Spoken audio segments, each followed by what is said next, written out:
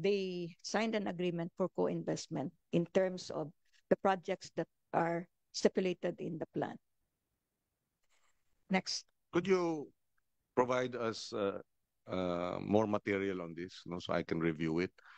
Also, yung aking point kanina na sinabi kong baka pwede niyong bigyan ng good housekeeping seal, it can be through this kasi may mga MOA na kayo eh.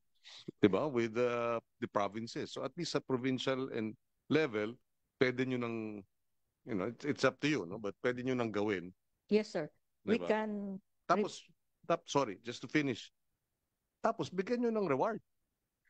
Kasi meron kayong co-investment agreement, di ba? So, bigyan nyo ng cash prize. Yung mga, di ba? Yung mga, and you can do it by way of not the LGU per se, but the investment. Di ba? The project. Di ba? Para pag binigyan mo ng cash award, it's not personal to the individuals, but it is for the needs, di ba, and the requirements of the project. Yeah, anyway, we're doing that, sir. And then we're giving to LGU, for example, there are cash prices of 5 million and some equipments for the LGU. And these are also the things that we wanted to also adopt, particularly in the coming days for the implementation of the different projects for LGU, sir. We also recognize that in the seal of good local governance, there should be measures, indicators about agriculture programs. Well, dapat din, di ba? Yeah. Well, then you can coordinate with them in that regard.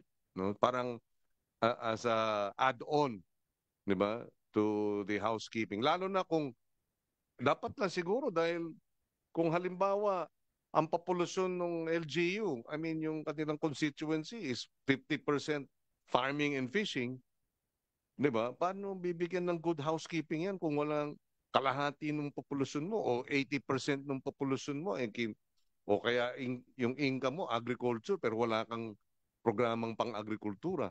No matter how you look at it, paano bibigyan ng good housekeeping yung isang LGU kung yung bulto ng kanyang populasyon agri and fisheries tapos walang programa sa agri and fisheries? Baka dapat bawiin yung seal na yun.